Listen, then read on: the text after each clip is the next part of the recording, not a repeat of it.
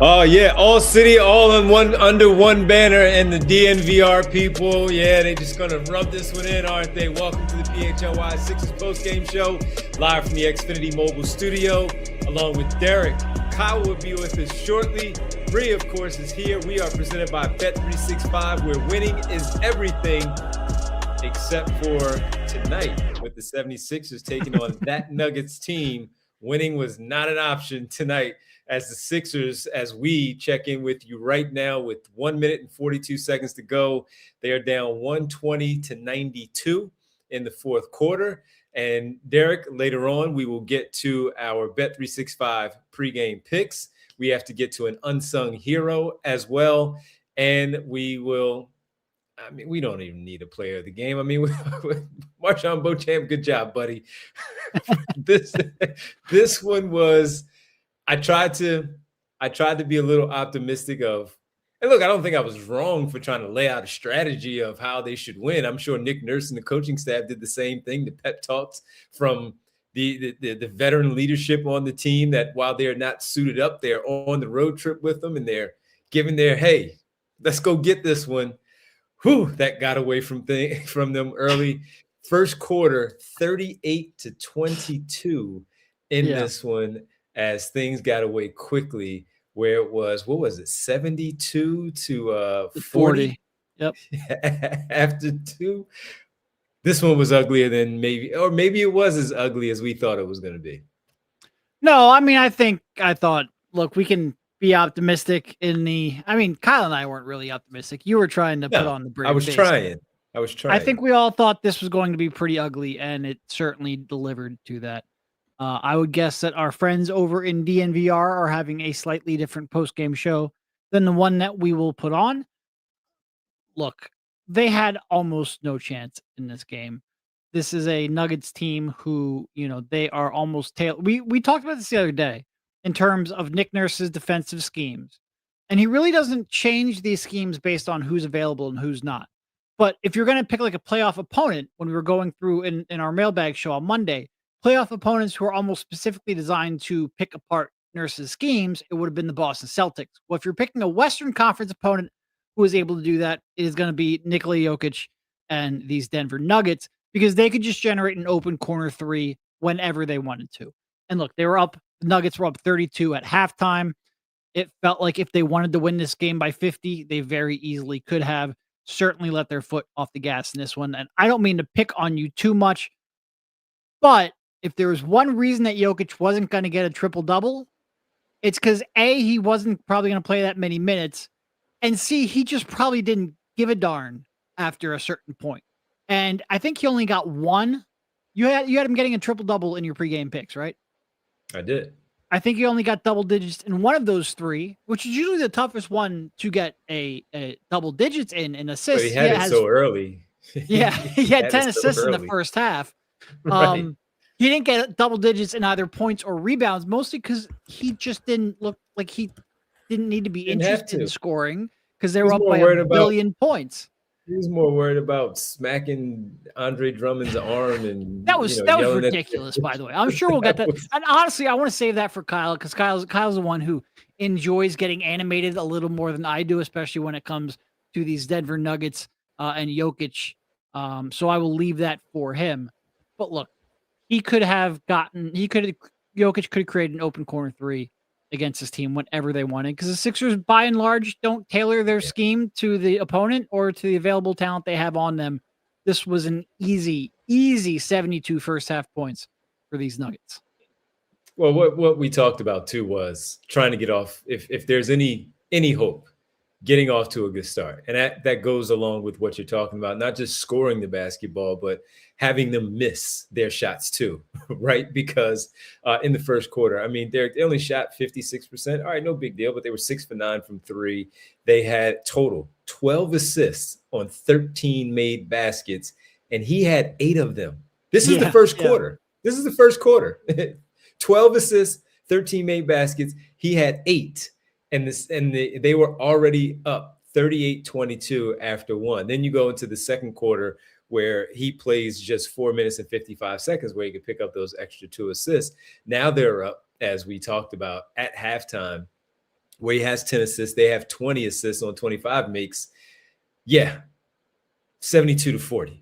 So, I mean, getting off to a good start was the only way that you would be able to hang around, give yourself a little bit of hope, false hope as it may have been, but a little bit of hope to believe that, hey, we can do something and not for it to look like this. Instead, it looked like it did tonight, which was a glorified pickup game.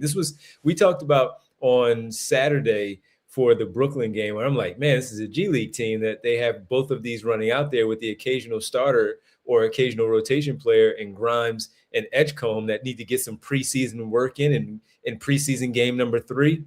This was, all right, we are overseas for the London games in the preseason, and the marquee players need to play on one of the teams, and they did, and it just got out of hand very, very fast for the Denver Nuggets, instead of what I tried to at least say that this would need to be the game plan to get things going. It just went the other way, and it got away really, really quickly there. And look, the Sixers forced some turnovers, but it was so easy for them to, after those turnovers, miss a shot, get a rebound for Denver, and then go the other way for some fast break opportunities. Because with those points that they scored in the first quarter, as we talked about, I mean, it was only 4 as far as fast break opportunities, but it was 16-6 on the glass because all the shots that the Sixers missed, and they couldn't generate any offensive rebounds to get any second chance points. And the Nuggets just go the other way and do their work in the half court like they did. So it's pretty much like we said. And again, just a glorified pickup game this one was tonight, where one team was just seriously way better than the other. And for the main thing, as Kyle comes in here to hang out with us as we get things started, and welcome to the other people that were watching the Sixers game, that waited to the game went final to jump in with us. Final score 124-96. The main thing, if there was ever a burn the tape game, burn the tape for this one. Move on to the Sacramento Kings on Thursday night for the Sixers. Kyle, welcome in. I don't agree that this is a burn the tape game. I'm going to tell you why. You know one of the main reasons why they lost? Because they are committed to this stupid defensive strategy with personnel that has absolutely no chance of executing it. They are helping from the strong side corner off of three-point shooters against the best passer in the entire league. What are you expecting in that situation? Like, at what point do you say, we are giving up the three-point shot from the corner that literally every single team wants?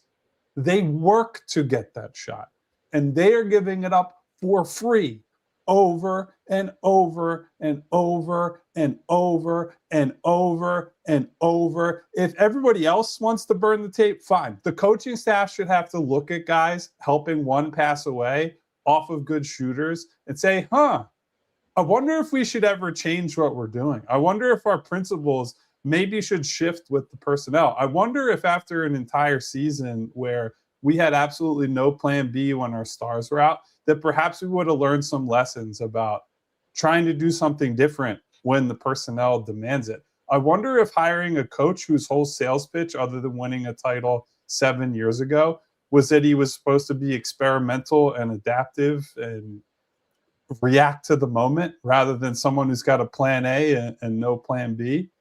I wonder if we could see a plan B at some point. I wonder if they could do literally anything different. And like, the thing is, no scheme, no principles, none of that would have changed the outcome of tonight's game. They're so talent strapped right now, and Denver is so much better than they are on a man-to-man level at this very moment. They could have invented a new defense to play tonight, and they're still losing that game. I just don't understand what they're looking at, though, to keep dying this way in expected fashion and being down so early. You don't even have a chance to seize any kind of like emotion or good vibes or whatever to like push this game into the third quarter. You're dead by the time the first quarter is over because you chose to play this way and you continue to choose to play this way. You're gifting teams free points basically all the time. I don't understand. Why is there such a commitment to this? it's not like that. I get that these are your principles, right? These are what you believe as a team, as a coach, whatever.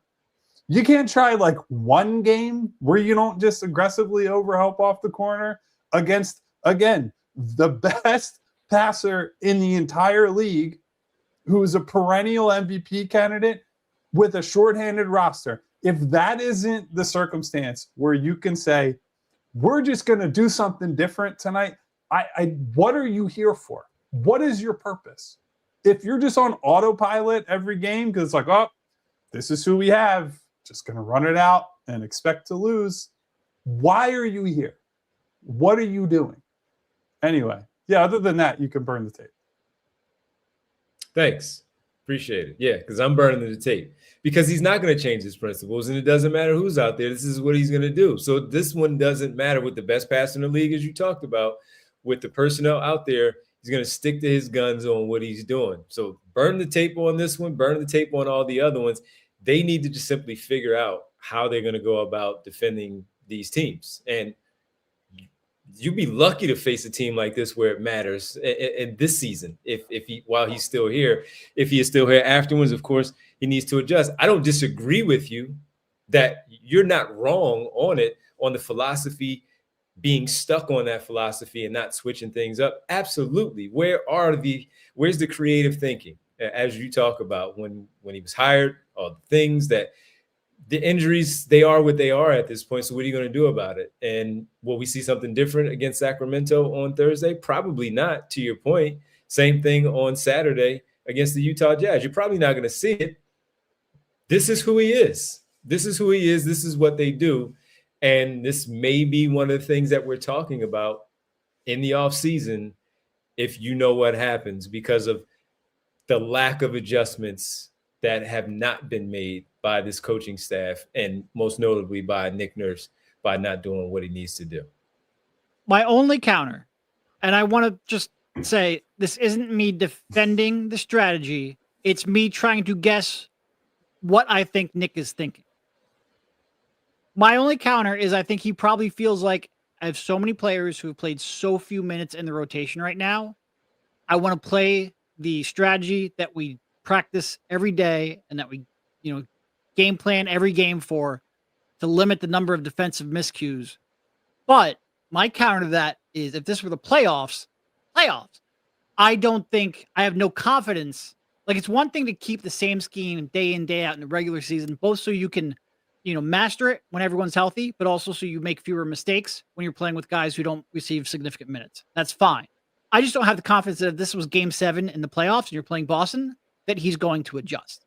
I think I would love to believe that he's doing this to make sure that they're all on the same page for a regular season game that they're probably going to lose anyway. But in my heart, I think he's doing this because he's stubborn.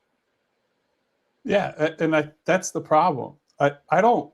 If you try different stuff and you lose, okay. Like, the whole appeal of hiring this guy was supposed to be, well, he's just going to try something. And the other thing is, I do think that when he came here year one, admittedly, with the first half of the year, they had a more whole team, right? Joel was healthy up until January or so. You had a Maxey that was emerging. And then you had a bunch of role players that, fit around Joel and Tyrese, and it all kind of made sense, where I get the challenges he has. And it's why the offense, I have a lot more sympathy for his plight right now. We could say all the things we want about, they go side to side and there's not a lot of off-ball stuff. But when you don't have enough shooting, they're really there's no way to manufacture an offense that's going to work, right? When guys are driving into traffic, where Jokic basically just gets to stand a foot away from the paint the whole game because they'll concede shots to Andre Drummond and Adem Bona. And then Dominic Barlow is a guy who has to play, and they're ignoring him you're playing 3-on-5 on offense for a lot of that game. And your 3 best offensive players were bad or mid at best, right? So I don't put that on the coaching staff. I don't really see a path using the players that they have to be even like a decent offense against good teams. The thing that frustrates me about the defense is, in the regular season, most of NBA defense is about effort and about just like sticking to some basic principles. And they have stuck to principles that I think are kind of silly on their face for a really long time, past the point where you have the people to execute it. I get why you want to play the way that they do when you have Paul George and VJ and Kelly Oubre and Barlow is a less important player. You create turnovers, you get out in transition, you unlock Maxey some easy buckets that way. That all makes sense.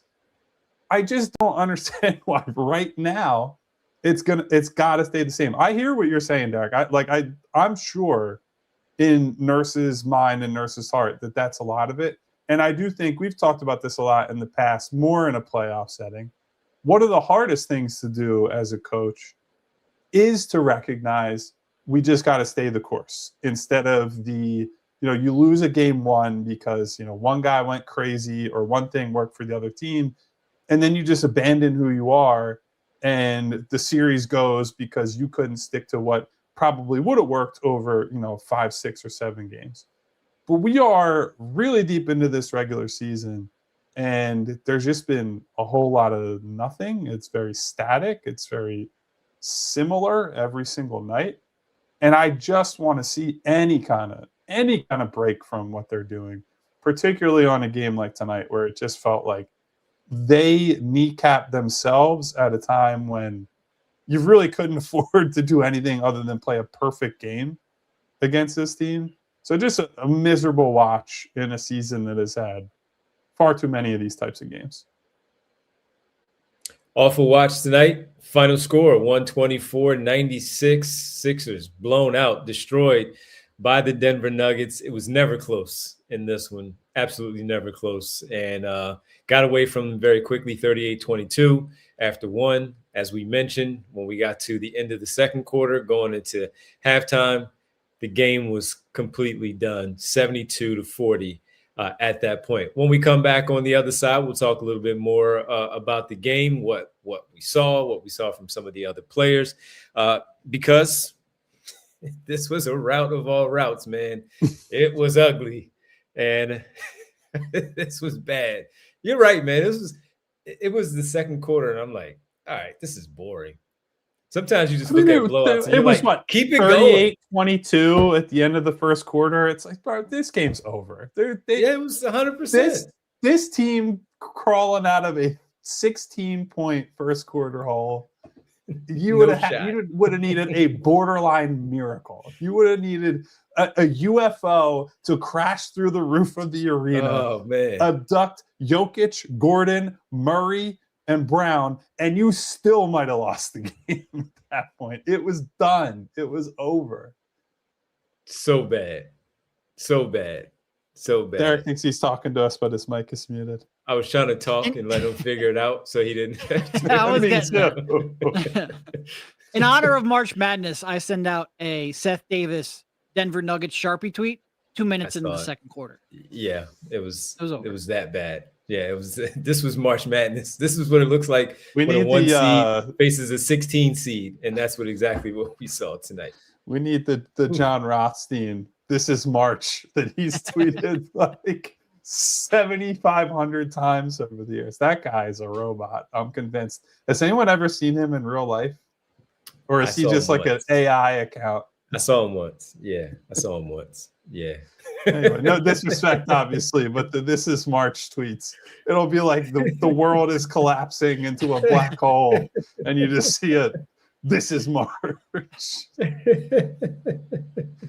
I'm going to get real unhinged by the end of this hour to get to this nonsense. We got to talk about the Jokic and Drummond scrapping that were happening throughout the game. The unsung hero from Togo. All of that, plus our pregame picks. We got to give an update. Each game going forward, we're going to give an update on how we fared with our pregame picks. It's the PHLY Sixers postgame show. Sixers blown out. Start off this road trip. It was ugly. We'll keep it going on the other side. Time to tell you about our presenting sponsor at Bet365. And listen, it's never great to leave the games early. It's never a good time. But now, thanks to Bet365 early payout offer, now that's a different story. If your team you're riding with goes up by 10 at any point in the game, Bet365 will pay out your bet right then and there on the spot. Bet365, where winning is everything. All you have to do is download the app today. And at Bet365, they know that anything better is winning with their money, not just yours. All you have to do is bet $10, get a $365 promo that's available right now. Gambling problem? Call 1-800-GAMBLER. Please gamble responsibly. Must be present in Pennsylvania. $10 minimum deposit required. Bonus bet wager excluded from returns. New customers only. 21 must be 21 plus. Time limits, minimum odds, and terms and conditions apply. In-app only. Void where prohibited. We work a lot of busy days and long nights here at PHLY, and that's why all the all-day deals that Wawa has going on are so critical for us to get the day started and then keep it rolling. They have $5 deals all day, including the $5 big breakfast meal deal. You get any sizzly. I love the bacon, egg, and cheese on a croissant, hash brown, and any coffee, any size. So you go hot or iced. I go iced. Any size. I'm getting a large, of course. And that's all for $5, available from 5 to 11 a.m. But that's not all. They have $5 deals all day with the roasted and crispy chicken sandwiches created your way. And they've got new teriyaki recipes for a limited time. It's a shame I haven't tried it yet. I've heard amazing things, though, but it's real food, real value, and built for busy days. Either way, no planning, no overthinking. I'm going to get one of those. You should get the teriyaki, too. Limited time exclusions apply. See wawa.com for details. We say it all the time, and you already know it. You got to have a Wawa. Back to the PHLY Sixers postgame show, 124-96. The final score, Sixers lose to the Nuggets. They are now 37-32 on the season after this one. Thursday back on the floor as they take on the Sacramento Kings, game 2 of this 3-game road trip. And let's just go. We don't have to really, if you guys want to go a player on Unsung Hero, let's go a player Unsung Hero. We can. I don't have a player and I don't have a person. I have an inanimate object. All right. So let's do that as we go with the Unsung Hero presented by Togo, the leader in operations outsourcing. Let Togo handle the work for you. All right. What do you have for the inanimate object? Star of the game. Joel Embiid's cup of pomegranate. That's the unsung hero that made its appearance on an NBA floor in Denver as recently as Joel Embiid did. For those who don't know, Joel devours pomegranate in the locker room after every game. He is a big pomegranate guy. The other unsung hero of this game are the pillows of every Sixers fan around Philadelphia because they looked mighty appealing by halftime. And they, unlike these sorry Sixers, I presume came through and supported the heads, necks, and sleep habits of our fellow Philadelphians. So thank you to whatever your brand pillow is. No free promo on this show, but those are my unsung heroes of the night. Adem had a couple of interesting, fun blocks. That was cool. Those were my few moments of highlights. That's it. That's all I got. MarJon honestly had a. He's going to be the player of the game. So. Oh, okay. So all right. Can't talk about him in this block. Darn it! Jeez, I blew it. Dang it! Oh man, look at us trying to search. Look, the Sixers have 4 players in double figures, and I don't know. This one was a tough one. Look, this is what we expected tonight. Honestly, we thought it was going to look like this. So the pomegranate steals the show. The pillows of the Sixer fans, they also get a head nod, and all of the great people hanging out with us here tonight. Yes, on this late night at 12:49. They are the unsung heroes of the night for hanging out with us, watching the game, number one, but then deciding, you know what? Let's go talk about it too, late at night, like everyone is doing. So we thank you all for hanging out with us here as the Unsung Heroes presented by Togo, the unsung hero leaders in operations outsourcing. Let Togo handle the work that gets in the way of your work. You call the plays, we execute at Togo. So Kate Fergie, 21, super chat, says, stars of the night are the 4 of you for doing post game Thank you. We appreciate Ferg. that, K Fergie. I would also say another unsung hero to throw in there. At the end of the game, a few of us were still left in the Discord, and I suggested that I might do post game by exclusively playing clips from the original Arnold Schwarzenegger soundboard that is still out there. It must be 25 years old on the internet at this point.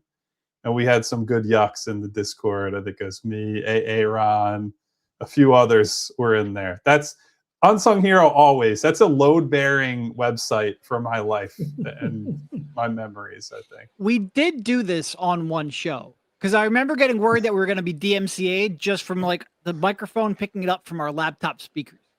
I definitely remember us doing this one day. That was fun. Very good times. That was good times, man. That was a good time. So I brought up Kyle to Derek. We'll get to the player of the game on the other side, along with checking in our pregame picks. But I brought up the back and forth with Jokic and Drummond, where they're smacking each other's hands and trying to fight for positioning, and the officials have to come in.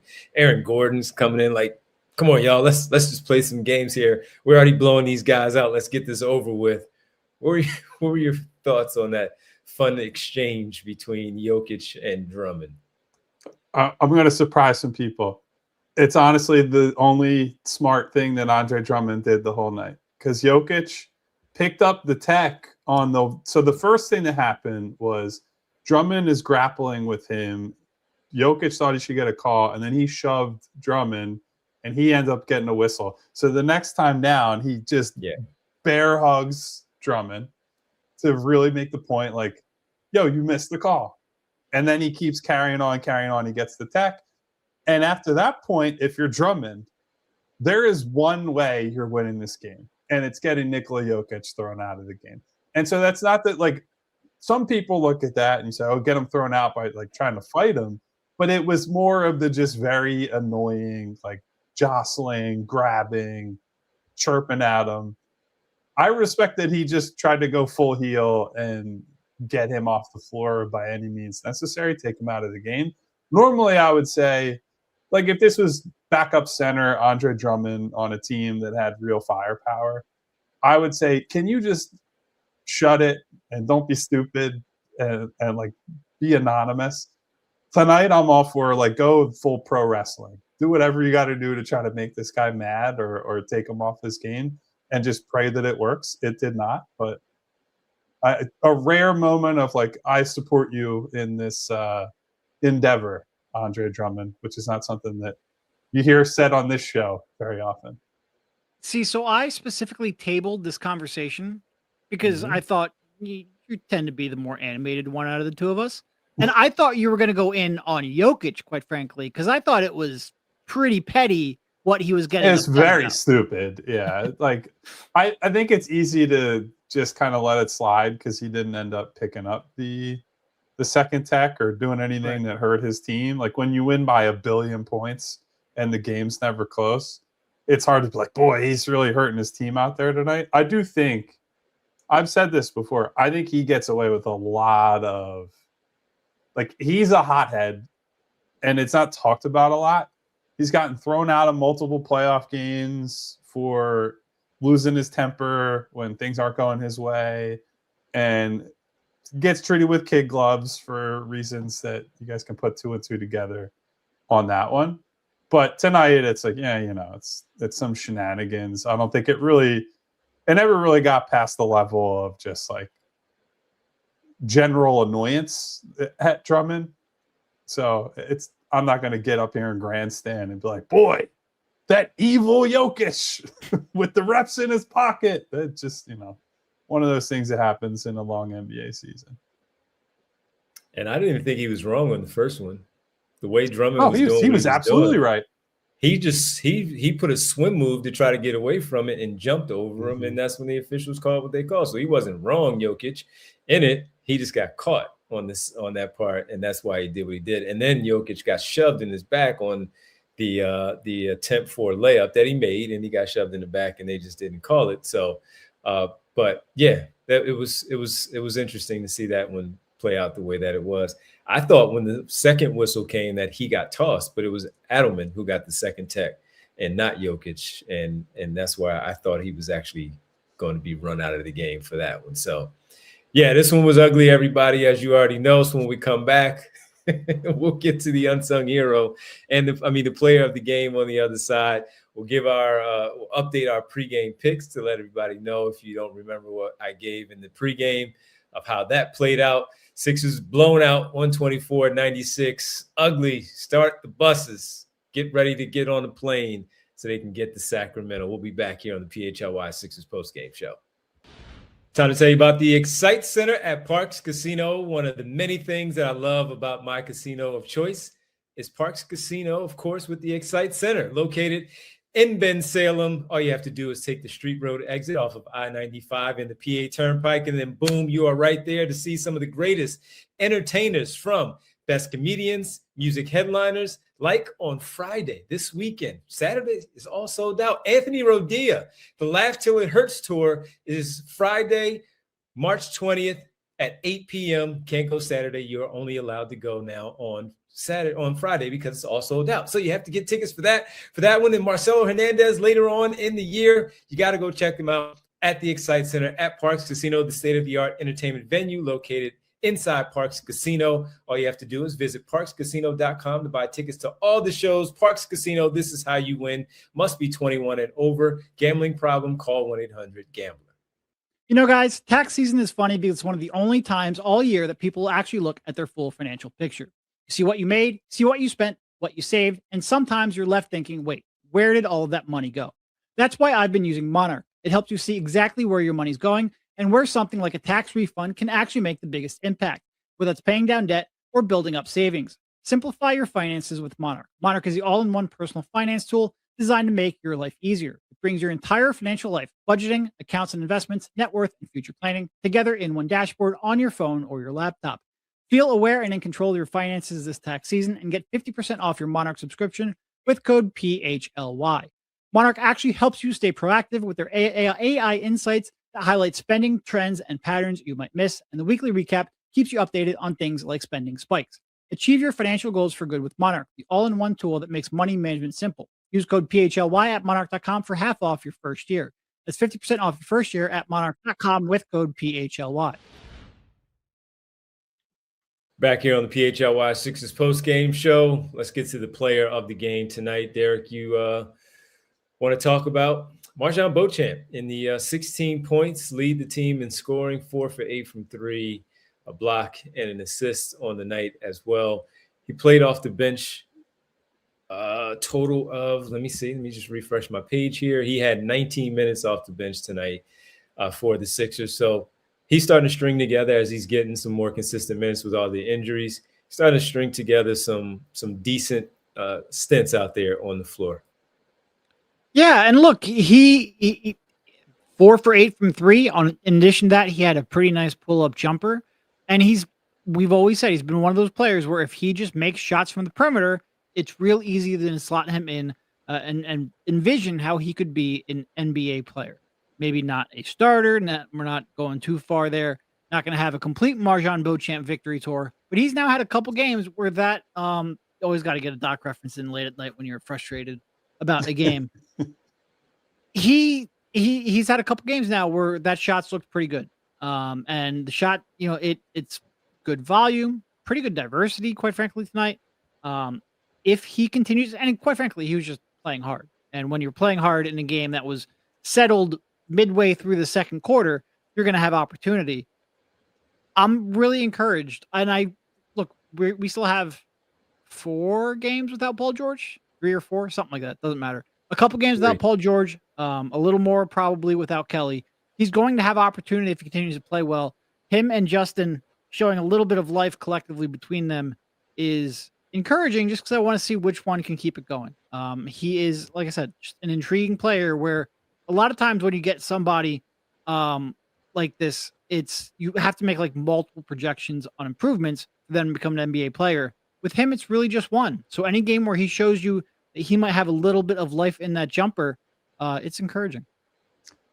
Yeah, it's not real sexy to be like he could be a 8th to 10th man in the rotation if things pan out. But like if you get a guy like that, if Edwards can solidify himself as that, kind of 7th, 8th man type guy, and you fill out the back of your rotation, that makes life a lot easier, assuming you ever get health from your main guys, right? Because ultimately the success of this team on the high end is dependent on Maxey, PG, VJ, Joel Embiid. As long as those guys are here, as long as the main players stay the same, those are the guys that are driving the success. But the other part is just like you need playable rotation guys. And MarJon has the things that you need to physically stay on the floor. I think for a guy with his tools, he also has enough game sense defensively, certainly, to stay on the floor. And so it really comes down to, Derek, as you continue to harp on, is the shot there? Because I think he can impact the game as a cutter and, just like on some basic transition stuff, obviously. He can, fill a lane, run with Maxey, run with VJ, run with Quentin, things like that. But if he can space the floor, then all of a sudden you got some lineups you can put together where, hey, if Oubre is off for, a couple weeks, or PG's missing one half of a back-to-back or whatever it might be, you throw him into the mix and it's like, okay, obviously he's not as good as those guys, but he can be a facsimile of players like that.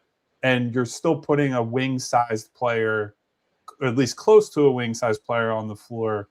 And that can help you preserve some of your lineups, your rotations that you want to keep out there. So yeah, obviously I know what the track record is as a shooter. I know that this is a game like this is an outlier rather than the norm, but the more you put these on paper, the more you can, show these guys, and maybe there is some growth happening here. Maybe there is a path to him being a full-time roster player next year. Better chance that he can stick around and maybe be a success story next season, the way somebody like Barlow was this year, the way somebody like Jabari Walker was this year as well. Nice to see it. A guy that was a first-round pick that it just didn't work in the other spots. He had some moments with the Milwaukee Bucks when he was there where he showed some flashes of why he was selected where he was selected. But still, as a young player, the question is, which is why they took a chance on him for a two-way, is there still something that's useful for him to really break out and find a role? We often talk about first-round picks that don't work out, but eventually they understand that they have to find their way into the league and staying in the league, and that is just doing all the other stuff. And you can't necessarily be the star all the time. You may not be a starter as a first-round pick. You may not even be a six-man, but for him to now be on multiple teams after being a first-round pick, he understands where he is now and the opportunity that's given to him. And at least with these few games that we have seen him, he has shown with the athleticism and the improved shooting a little bit that who knows when Nick Nurse needs to call on him once everyone else is back. Can you give me 5 minutes, 7 minutes of just all-out defense, run the floor if the opportunity presents itself for you to fill a lane? And even if you don't finish it, but just the defender has to account for you on a fast break where it leads to someone else getting a bucket because you're doing what you're supposed to do as that other player. That's what it's all about, in making an impact in your role and just making sure that you find your way and doing what you can help to make sure your team wins. So nice for him to stack these few games up along with Justin Edwards that Derek pointed out, where it's nice to see that. And what does this mean when the other players come back, Kelly Oubre and Paul George for sure at that wing position? So nice to see it, though. And from MarJon Beauchamp as the player of the game for us tonight to lead the Sixers in scoring off the bench with 16 points for the former first-round pick in 19 minutes, 4 for 8 from 3. We know he can dunk. We know he can get creative around the rim with his layup packages. We know he can put up 40 in the G League. It's nice to see him doing this in an NBA game where Nick Nurse had to call upon him in a game like this against the Denver Nuggets. All right, real fast, Mr. Midrange with a supporters club message for us here. Thank you, Mr. Midrange, member for 5 months. What percentage do you guys give Joel to play in the next one at Sacramento? That's Thursday night. My first answer is a sarcastic one. It's 50-50. He either will or he won't. As far as like a real percentage, because we're not on the road, we're not seeing Joe. It's hard for me to give you an accurate assessment. I don't think it's a high percentage. I think it's non-zero, but I wouldn't say it's. We've talked about it on the show, Mr. Midrange, but he doesn't tend to return on the road. It's just not how they. Now maybe looking at how they played tonight and knowing that they have two of these that are like must bank type of wins, maybe they try to bring them back, but I don't know. It's hard to tell. There was an update from Tony Jones earlier today that said that he was on the floor and part of the shoot-around this morning. Tony then says that he then played and had a workout after the shoot-around, and that he also worked out on Monday. So it sounds like this is now Tony's words. Sounds like he is trending towards getting back. I do wonder a little bit, just because that first game back's Oklahoma City, right? Mm-hmm. First gonna be from such at home, yeah. Yeah. It's going to be such a tough game. I wonder if you don't just bring him back, whether that's, Thursday or Saturday on his road trip, maybe have him sit the first game back at home, try to bank these 2 wins, even if it means he gets a rest day against Oklahoma City in a game you're probably not winning no matter what. You need these 2 road games. And if he's getting close, then I would certainly. And look, the fact that they sent him on this trip at all indicates that because he could be more efficient getting work in on the floor and have more medical professionals with him if he just stayed at the training facility. So I think there's at least consideration to bring him back during this trip. To Kyle's point, I would probably go below 50-50, but certainly above 0, like 25-30%. I think there's a chance. Thank you, Mr. Midrange. Appreciate the question. Certainly on the minds, especially with these 2 games coming up where they appear to be winnable, despite not having a lot of your key guys on the floor. W.R. Ferguson, last one before we go to break. Best player in Sixers history to wear number 16. That's a Devon Gibbons question if I've ever heard it. Well, I can throw because Beauchamp wears 16, he's obviously the one. Ricky wore 16. Go get him, Rick. Mo Spates wore 16. Ooh, Speezy. So LOL Douglas. Direct quote. So do you go Mo Spates over those guys? So that's the only one I can think of off the top of my head. Brief 2022 Sixer Charlie Brown over those guys. I would not. No Caleb Martin. Oh, that's right. Caleb Martin was 16. Yeah. I pulled up the Basketball Reference page, so I'm cheating now. No Francisco Elson. I remember him. He was a big guy. He could shoot a little bit, wasn't he? A little bit of his time. Yeah, a little bit. Yeah, a little bit. You guys got to put some respect on the name of Bailey Howell, who played for the Sixers in 1970, and Chris Johnson is a Hall of Famer, not because of his Chris Johnson with an E, stuff. or Christopher Johnson with an E. That was during the rebuild, wasn't it? Yeah.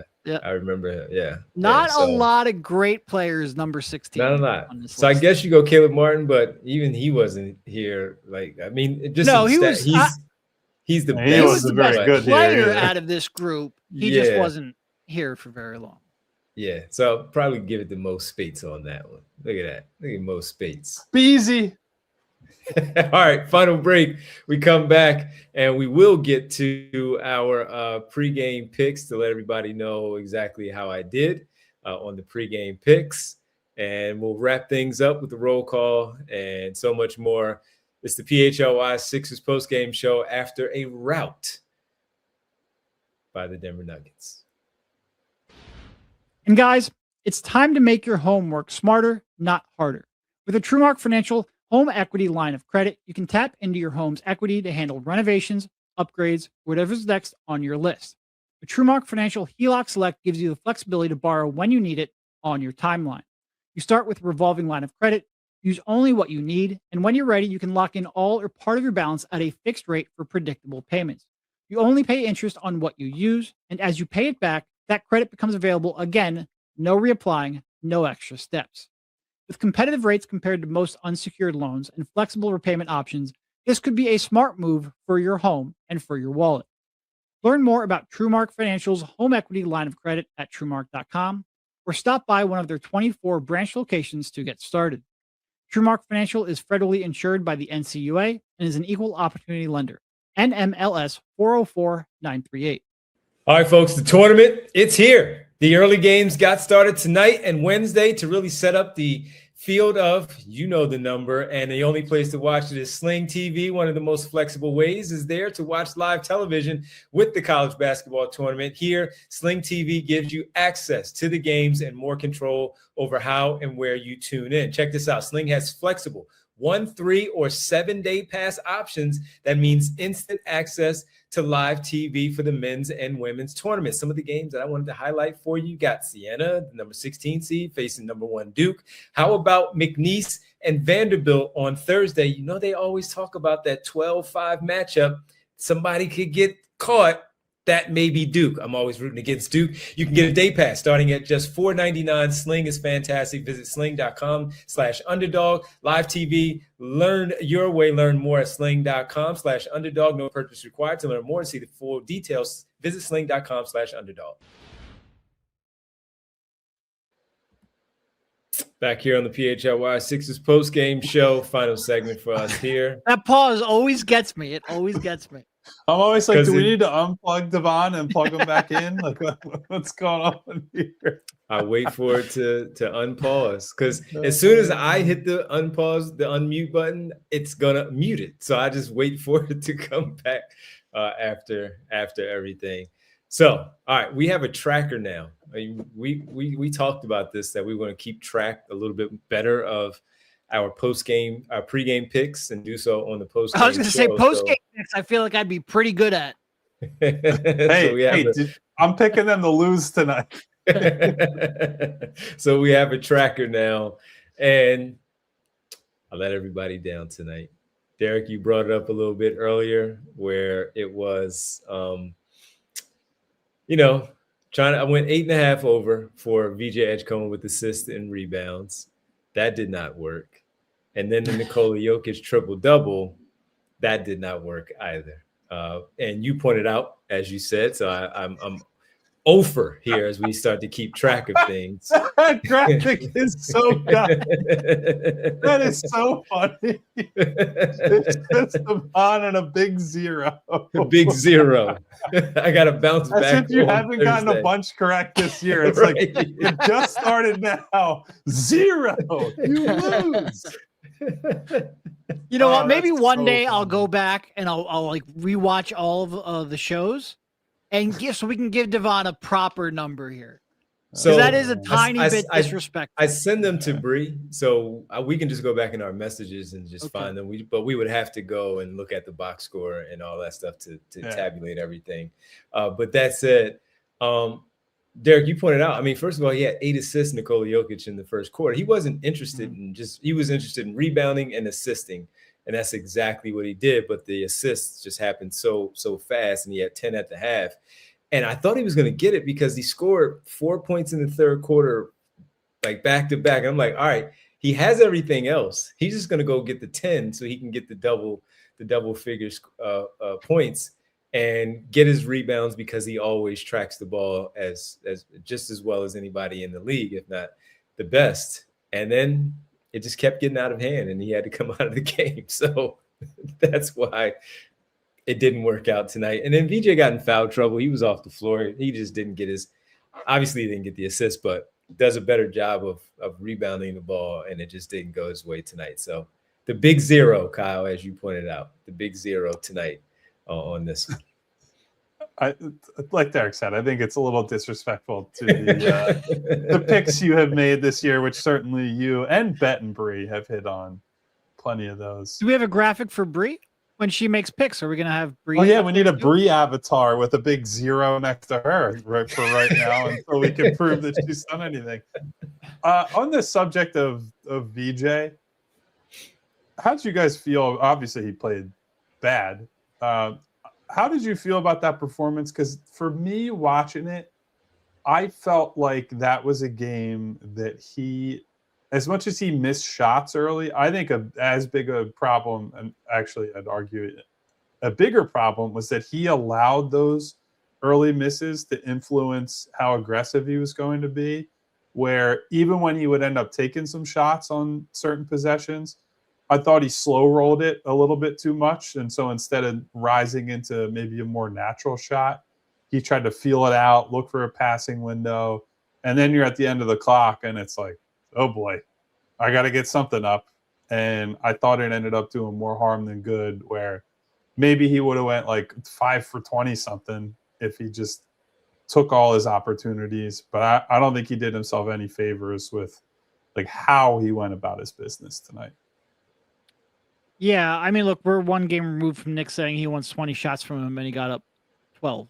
Now, part of that's because he played 23 minutes because he couldn't stay out of foul trouble and the game was out of hand a couple minutes into this one. But I do agree that you would have liked to see him be a little bit more aggressive. You know, his perimeter shot has been off for a little while now, and quite frankly, it's probably going to be off until some of your key players come back, because he's not a create-your-own jumper kind of three-point shooter at this stage of his career. But yeah, he didn't seem like he was ever in any kind of flow, whether that is because of the foul trouble, whether that is because of some of the missed shots early, got in his head. I'm not entirely sure, but he certainly never looked comfortable. No, and this is where I go back to, I know we want to see him get these reps and learn. Tonight, they weren't going to win the game. So it didn't really, I mean, you wanted to see a good performance, but it wasn't going to matter in the end. He can do this against the Nets and the Blazers and upcoming the Kings and the Jazz.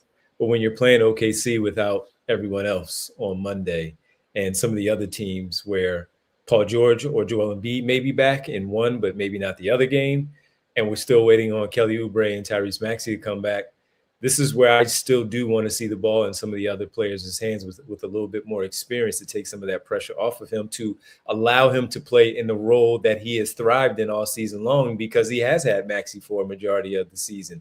He has had someone else next to him, whether it's Embiid or Paul George at that time out there on the floor, where he could thrive in the way that he does. He's going to have stretches in the game where he can be on ball, because that's just the nature of how they're going to flow. It's going to be interchangeable between Grimes, Payne, and Edgecombe with the ball in their hands until the others come back. So I do want to see where, if he is struggling, it's not a demotion. It's just, I'm trying to make it easier on you, where he's still trying to figure it out as a young guy. And this is not a case where it's Dallas, where you can put the ball in Cooper Flagg's hands. They're playing for something totally different. VJ Edgecombe is still, they're trying to win games. And I'm not saying Flagg isn't, and the players are not going out there to do so, but majority of the time they know they're going to go out there. They still need to try to stack some of these wins. And we keep talking about, we hope that they can get these next two. Some in the chat are doing the same thing, because they need W's. And that's what he's been accustomed to all season long in trying to win these basketball games. So I would like to see them still get the help from others, Grimes in particular, with Payne out there on the floor, to take some of the pressure off of him, alleviate some of that. Yeah, I think the problem tonight is Payne and Grimes both stunk too. And in fact, I think that Payne was just tonight. That campaign game was astounding to me. Like, there were 2 turnovers where he faced a little bit of pressure, but he basically just dribbled the ball out of bounds. Like, he just kept going, and it's like, my brother in Christ, that's the sideline. What are you doing? And then there was the inbounds play where maybe it was, you put it on. I have to go back and watch that one, where it might have been on Drummond for whatever. I think that was on Drummond. Yeah. Yeah. But the first look, you're like, you just threw it out of bounds. What's going on here? So no, 2 of these. That was bad. I don't know what he was seeing, and then obviously didn't shoot well on top of that too. So that was pretty brutal. So like, I'm not opposed to that Devon tonight, where VJ's struggling and you got to figure out some kind of way to. But even when they did that, right? Like, he got an early corner 3 that he's just sitting down and spacing for the most part, and missed that one. And so not all of it was, hey, just give them the ball at the point of attack. They ran him off some Iverson cuts, off some pin downs and different things. he just couldn't get anything going or find his comfort zone. And to circle back to the offensive point we made close to the top of the show, it's not an offensive environment that's conducive to success for basically anybody unless you're going to make pull-up jumpers, which that's why Quentin Grimes has been able to play well recently. The pull-up has been on for him. And Justin Edwards has largely, powered his offense with pull-up mid-range type shots. Mm-hmm. If you're not making those, people are not creating easy shots right now. It's a very difficult spot to be in. And so I generally agree with the thought that until or unless Joel, Maxey, PG, some of these other guys come back, efficiency is not what I'm asking for. What I'm asking for is for him to play with the mentality and sort of the aggressiveness of a guy who should be the number one player on the floor for them right now. That's it. If he shoots poorly and it's just an ugly looking efficiency line, I'm okay with that. I just need him to try to find ways. And to your point, Devon, that's also on the coaching staff and it's on some of these other guys to look for him and to be creative about how they're getting him the ball. Yep, gotcha. All right, so our picks, just going back to the picks, they were presented by, of course, Bet365, where winning is everything. Download the app, use code PHLY365, and sign up today as we talk about my zero next to my face on the picks. All right. I do think we don't add in, we don't backfill in the picks until you get one right. I just want to see that zero next to your name for as many games as we can run that out there, and then we'll go back and we'll fix it. I'm going chalk on on Thursday. So Devon's going to put together the nastiest teaser you've ever seen. It's going to be so bad. All right. We'll be back tomorrow, 3 p.m. on the PHLY Sixers podcast on Wednesday. And let's get ready to say goodnight to everybody with the world famous roll call. Boy, 3 p.m. is going to come quicker than any of us are prepared for right now here at 1:22. Especially when you can't go to sleep until 3:30 because of this. Listen, man. But let me just say, anybody who was in here tonight hanging out with us and anyone who watches this tomorrow, we obviously love you guys a great deal.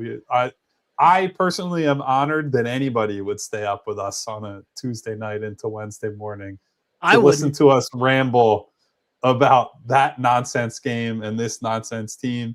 You guys are not the unsung heroes. You're just heroes, period. We are singing about you around here. So thank you to our friends like Mr. Midrange, who dropped a super chat tonight, like K Fergie dropped a super chat tonight. Thank you also to Andrew Ferg. Sharp, to AA Ron, Jay of the Jungle, Hedfa, Jess, my girl Nona, Val, who came in at the end to say, you guys are the best. You're the best, Val. Thank you for being here. Thank you to W.R. Ferguson, Terry Hayden, Mom's grandchildren. What's up to Mom? Hello to Marcus, to Theo, X-Man, Eugene Ross, Alex Stern, Igavini, Arizona Ron.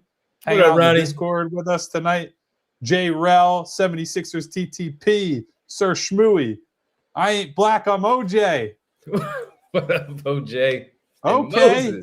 By the way, did you see Jay-Z at the Roots Picnic this year? Very excited about that one. Although I think I may be busy in late May. So yes, you guys know what I'm talking about. I'll take care of it for you. Don't worry. Time to make a phone call. Thank you to Jimmy J, to Bams Sham, to Say What, to Jack Reacher, what happened Vince tonight? Pellegrini, D. Craig 76. Thank you to everybody for being here. As Devon already said, Philly Love coming in and talking at the end. Thank you to everybody who was here. Like I said, if I didn't see your name, I didn't say your name. It's not because I don't like you. It's almost 1:30 in the morning. I'm trying to get to everybody I can, but it's late. We'll be back at 3 p.m. Probably talking some college hoops tomorrow, by the way. So anybody who's interested in that, be there, be square. Until then, hit the thumbs up button, hit the subscribe button as well, and hit the bell icon so you get notifications each and every time we go live. Until next time, everybody, stay safe out there. Take care of each other. Goodbye. See ya. We all silly like the mayor.